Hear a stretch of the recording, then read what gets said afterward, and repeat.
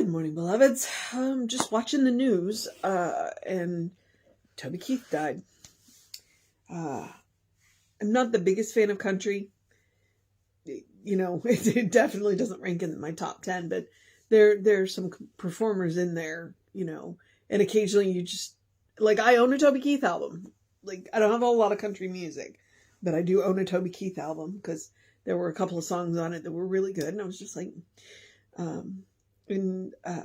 he was a USO performer, which I always appreciate. You know, he went over and performed for the military. So, yeah.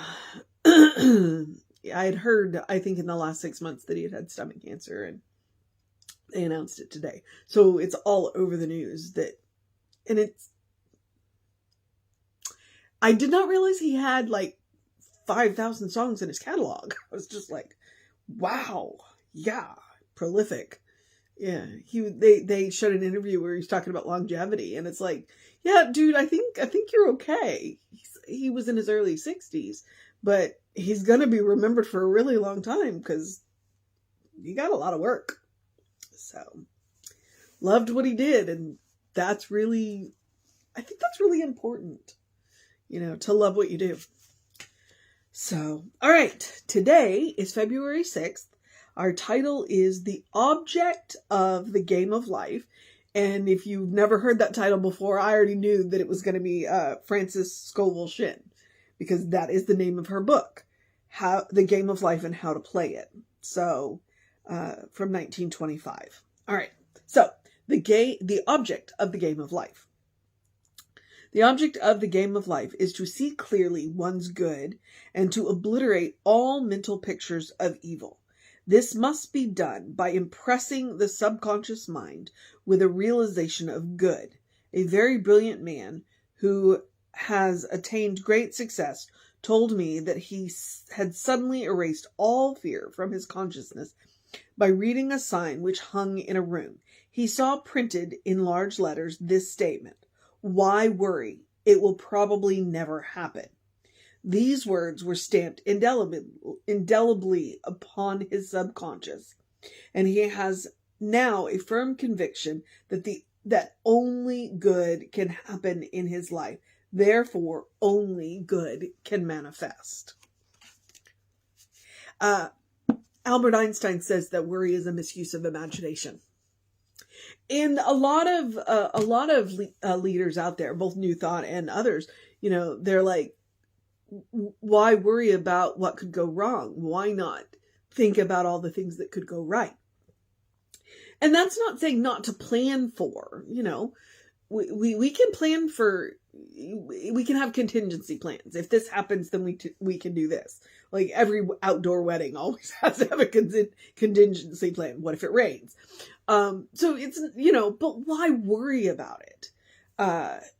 Another thing that they say about worry is it's like a rocking chair. There's a lot of movement, but you never get anywhere. So why worry? Why worry? I definitely feel like it falls in the misuse of imagination. And I also, when I started reading it, one of the things that popped into my mind is Jesus's comment, you know, turn the other cheek.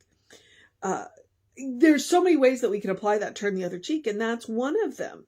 You know, it's like, okay, well, let's turn away from the non-preferred and focus on what we want. What is it that we want? What is it that what would we, as Jesse was saying when he was talking about the steps of treatment, what would we have in its place? You know, what would we have in its place? And that's one of the things that he's talked about, like world peace. It's like, well, we don't want war anymore, but what would we have in its place? And we don't have, and Tracy Brown talked about that too. If you haven't seen Tracy Brown's Soul Session, go to the Creative Life Spiritual Center YouTube channel, go to the playlist and go watch Tracy Brown. She's a phenomenal woman. And that she was talking about, prejudice and racist and, you know, all of that. And she's like, the problem is that we don't know what we would put in place of it. You know, what would we put in place of it? And we really need to think hard about that. what does world peace look like, And then Jesse came back on it and said, it starts with us. So, and Frances that's what she's talking about. It's like, well, why are we worried? Let's focus on what we want. Let's focus on the solutions, not the problems. It's like, no, we have to deal with these problems, but focusing on the problems is not going to get us, yes, we have to acknowledge them, but focusing on the problem. So let's focus on what we would have in place of this. What would we have in place of whatever it is? And then let's not worry about it. Let's, in the vernacular, turn the other cheek. It's like, let's focus on what we prefer, and let's make that grow. Let's make that grow. Because where our attention goes is where our power goes. And so that's part of that. It's like, all right. And, that's a short reading. And what more can we say about it? I've already quoted like Ernest Holmes and the rocking chair. So, the object of the game of life is to focus on the good. It doesn't mean we're not going to deal with whatever crops up. And that's one of those things where they talk about positive people. Are positive people positive all the time? No. But they know that hard times won't last. They know that they can get through them. They know that they will come out on the other side and that they'll be okay. And so that's what she's talking about. So it's like, so let's focus on the good. Let's focus on the good.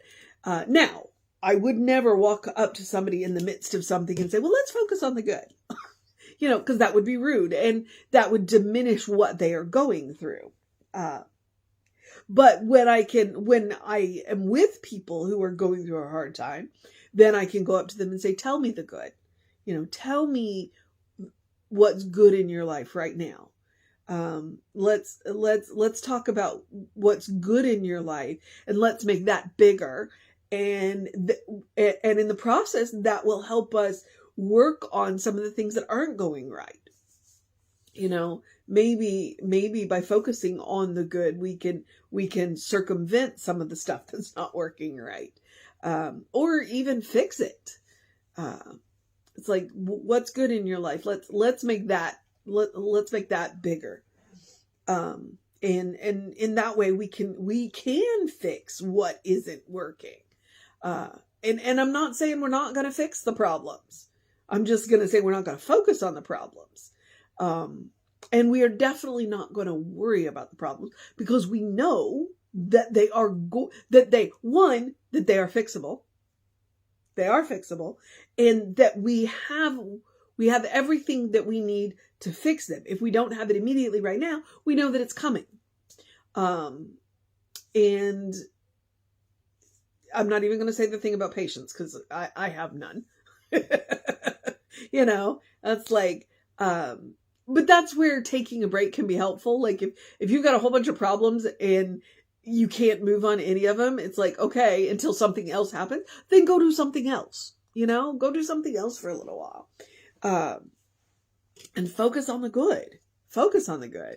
It's like, if you've got a busted faucet that's spraying water everywhere, then you go outside, you turn the water to your house off, you call the plumber, and then you do what you can do while you're waiting on the plumber. It's like, don't worry about it. I've been in that situation. It wasn't a broken faucet. When I called, I had a pipe break in the house, and I was like, and I called my partner and said, I need you to come home. And then I called the plumber, and the very nice lady on the phone, she said, I can't get anybody out there, for 45 minutes, but do you know how to turn the water off to your house? And I was like, yes, I do. And so I went and turned the water off to my house, and then remembered while I was doing that I had a shop vac. And so I was able to go and, start vacuuming water out of the carpet. So I wasn't focused on the problem. I took the steps that I needed to. And as I took those steps, other steps occurred to me by focusing on what I could do. When you get busy focused on what you can't do, then you're just finding more things that you can't do. While what she's saying is focus on and that's what it is, It's like, let me focus on what I can do. And as I'm working with what I can do, then I'll find more things that I can do that will create, solutions that will create, So, and the whole time, it's a situation. It's a definite situation and it could get really bad. But, the nice lady on the phone, she's like, do you know how to turn the water off to your house? And I was like, yeah, I do. And then, I focused on what I could do. And each time I did something I could do, then something else occurred to me that I could do. And that's what when we say focus on the solutions, that's what we're talking about. Focus on what you can do. The world may be falling down around you, but you focus on what you can do, and then the next thing that you can do occurs to you, and the next thing that you can do occurs to you. That's what we mean by focusing on the solution. You're still actively working on the problem, but you are solution focused, not problem focused. Okay? When you focus on what you can't do, well, you know what? So, that's how that works. And it just, that real world example just popped into my head because I was like, oh yeah, I've been there. I've been there. I've been in that situation. And, by the time everybody arrived, I'd already pulled 10 gallons of water out of the floor and I kept it from moving out of the bathroom and into the main bedroom. I was able to do, and so that's what we're talking about. We're not saying I'm not saying we're not going to have problems. I'm just saying that when we focus on what we can do, then we're going to keep guided, and then the help will arrive. The cavalry arrived and we got it taken care of. It's possible. All right. So the object of the game of life, to focus on the good, to focus on the good. And like she said, this guy, why worry? It will probably never happen. So I would say the mission today, should we choose to accept it, now I do not want you to catastrophize. Go back and think about all of the times that you worried about things that never happened. And go back. And so then going forward, you can look and maybe focus a little bit more on, it's like, even when things are just, focus on what you can do. Focus on what you can do and go from there. You can't worry about everything. And I'm not saying a little worry, we're all going to do it. We're all going to do it. Don't beat yourself up about it. But when you catch yourself worrying, then you go, okay, I see that I'm worrying about this situation. What can I do? What can I do? What can I do to, and go from there, and go from there. That is the mission today, should you choose to accept it. There's bunches of things that we've all worried about that have never happened. Let's focus on what we can do and go from there. All right. It's very healthy and it's solution oriented. And that's what we're talking about. All right, beloveds. I really enjoy Frances Scovel Shinn. So, and her book is not very big. The Game of Life and How to Play It. It's not very big. I commend it to you. And it's probably available on the internet in a PDF form because the book said there's no copyright. So Google it. Google it. Frances Scovel Shinn. All right. She's a wonderful lady. She's one of the people that Jesse refers to a lot. So he likes her a lot. And I have enjoyed all of my encounters with her material.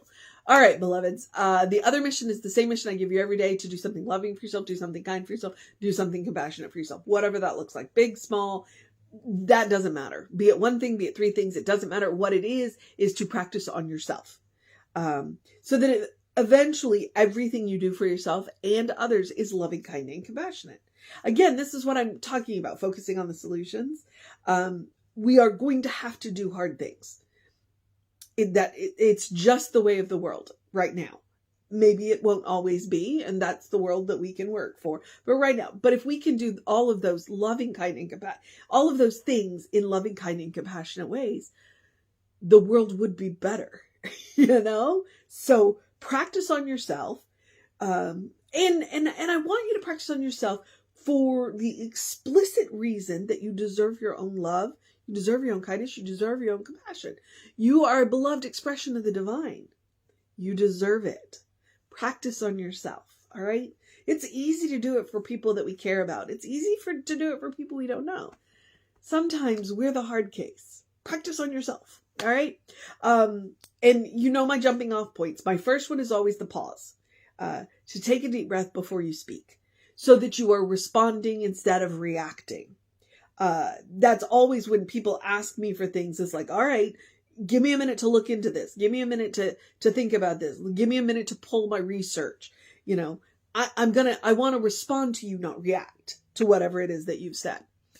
So take that deep breath. It is easier to not say it than to make amends for saying something you didn't mean. All right. That's my biggest thing. I was watching something that was talking about, take a pause, and then it said, and pray while you pause. And I'm like, you know what? That's good advice.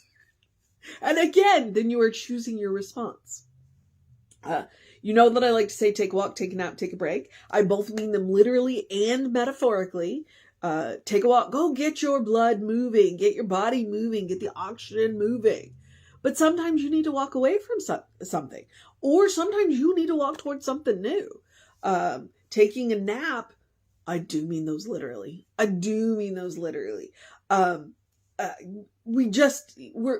This grind culture, that the Western society has picked up. We need more rest. It's also a little bit about stress. So, bear that in mind. Watch your stress level. All right. And then take a break. As I just said, sometimes when we're stymied on something, it's like, okay, I don't know what to do. Go do something else. Go do something else. And then while you're focused on something else, the solution may naturally arise. It's like you already have all the information you need. You just need to give it a chance to percolate. Okay. So take a break. And sometimes you just need to break stuff off and go do something else. You know what I mean? All right. And there are plenty of other loving, kind, and compassionate things that you can do for yourself. Those are just my jumping off points. I want to remind you that the rest of my, you know what? I'm going to forget the other two. Eat dessert first. So, which is, cause right now I'm on a no added sugar, elimination diet. And I realized how much I miss chocolate. Fortunately, there is a no added sugar. They make this chocolate with stevia. And I'm like, I'm really limiting it just to be on the safe side. But chocolate is a health food. Good dark chocolate is a health food. It's the sugar we gotta watch. So, yeah, there's that. But it also means don't save the good stuff. While I am on this elimination diet for the couple of months that I'm on, I'm not going to deny myself. I'm going to find ways to still do what I love. And hopefully I'm finding healthier alternatives now. Don't save the good stuff. Don't wait for a special occasion. Make the occasion special. All right. Especially since Valentine's Day is coming up. Yeah. Don't wait for a special occasion. Make the occasion special. All right. And then joy. Joy is a quality of God. Therefore, joy is a quality of you. I want to remind you, no matter what is going on in the world, no matter what is going on in your life, you deserve joy. Okay? Please make room for joy. Make room for joy. I'm sorry, my throat's drying out. Let me wrap this up. The cedar is also really high, so I think that's what my nose just decided to start running, and I'm like, the pollen is high. All All right. What was I saying? I was talking about joy. Make room for joy. All right. The rest of the suggestions are basic self-care. Do something to engage your mind and your body, whatever that looks like for you. Drink plenty of water. Hydration is super important. You can see my voice is getting weird because my throat's drying out. Your brain works better. Your body works better. Your skin looks better when you are well hydrated. Get that early in your morning bright light. It's going to be a beautiful sunny day. It started off a little cool. For me, that means in the mid-40s, okay? I know where I live. But the sun was shining, and so it was nice to feel the sun on my skin. That's one of the things that I enjoy the most about winter is when it's cooler, the sun feels different on your skin. And it's an experience that I enjoy. So during the winter, during the summer, not so much. Just like the sun, I don't want the sun touching me, but bright light early in your day does help reset your circadian rhythms, which is a natural hormone cycle that will help you have more energy during the day and at night. You sleep better at night. So if you can't get out between 7 and 9 in the morning for that 5 to 10 minutes, artificial light will help. And if your house light is not bright enough, Google sun lamp or seasonal effect disorder light. Okay, they're not expensive. Don't spend a whole lot of money on them, but they can be very, very helpful. All right. And then the last thing in my take care of yourself is my Ernest Holmes quote. Open the windows of your soul. Allow the breath of heaven to remind you that you do live in heaven right here, right now. We are fast coming up on spring here. And so when I say that quote, that's kind of what it reminds me. It's like when you throw your windows open in the spring and that gentle breeze just comes in and tickles over your skin. That's what that quote is to me. It's like, oh yeah, that breath of spring. It's like, oh right, it's all God. But it also reminds me that heaven isn't a place, or as Ernest said, heaven is not a locality. Okay, it's not a place we have to get to. It's a state of mind. It's a state of consciousness. Once we learn to create that state of mind, that state of consciousness, nobody can take it away from us. And more importantly, heaven can be anywhere we are. Okay? Any place can be heaven. Why wouldn't you want that? That's what all the mystics were after. And probably what most of them achieved. All right? Like if you can create heaven standing in your sink washing dishes, there you go, right? Okay. All right. So there's that. And you can always take Emma Curtis Hopkins' advice. Best place to start creating that heavenly mindset, look for the good and praise it. Count your blessings. Look for the good in your life. I've been on this kick where I'm saying, and it depends if you need to do it first thing in the morning to kind of set your day off or last thing at night to help you kind of relax and go to sleep. Name 3 things that you're grateful for and write them down and try to do at least for a week, if not for a month. Don't repeat anything. All right. If you can do it for 7 days, then you got 21 things. If you can do it for a month, you do the math. I'm not going to. I made a fool of myself already trying that. So then you have all of those and then you can look at that list and go, you know what? My life's pretty good. Focus on the good. That's what Francis is talking about. Focus on the good. It doesn't mean we're not going to deal with the stuff. It just means that we're going to use our imagination to our benefit rather than our detriment. Okay. I'm at the social media. We are Creative Life Spiritual Center, Creative Life Spark. I'm the running Rev Ryan on the social medias that I am on. I encourage you to go and like and subscribe and do all that stuff and then share. I've been posting little videos, outtakes of Jesse that have been, helpful where he's either answering questions or really in-depth describing things, like, because I'm working on the steps of treatment now. So, if you know somebody that might benefit from those, please share them. And they're on all 3 of the social medias. So, please like and subscribe and share. We want to get that. We think we've got some good stuff that might help people. We want to get it out there, and you can help us do that. And it doesn't cost you anything but, a click. All right. And if you want to know what's going on with the center, please email info@creativelife.org. That is our constant contact email. You get one email a week. There's a real person doing them. He doesn't have that kind of time, so you're not going to be overwhelmed. And the hot links are hot. So if it says click here now, it'll take you right to the information you want or the person that can help you get it. All right.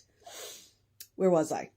I'm done with the social media. So I'm now at the part where I get to encourage you to have a great day, a wondrous day, a fantastic day, a magical day, an enchanted day, a wonderful day, an awesome day, an amazing day, a focused day, a terrific Tuesday, a get stuff done day, a count your blessings day, a look for the good day, a know the solutions are there day, a wise use of imagination day, a good day. And if that is too much pressure, simply have a day. You are enough just as you are. You're a beloved child of God. You're a beloved expression of the divine. I really love that phrase. A beloved expression of the divine. You are a brilliant light. You are a divine spark. You are spirit in motion. You are God in action. Or as Reverend Jesse likes to call us, you're a godlight. All right, beloveds, know the truth of your being. I say make regular trips to the source of your being, all right? Well, make regular trips to the source of your being and get to know the being that being knows. Get to know who source knows you to be. Get to know who divine knows you to be. Peel back the layers of everything you have been told you are and get to know who source knows you to be. Because I can promise you one thing. The person that source knows you to be is good. All right? Start there. Start there. And then put back anything else you want and leave the rest as chaff. That's separating the wheat from the chaff, by the way. I don't even know how that happens, but it's a phrase I've read. So, all right, beloveds. I am going to remind you, Reverend David will be on around 5 p.m. with you. I'll be back with you around 9 a.m. Take care of yourself. Know that you are loved. And I will see you next time.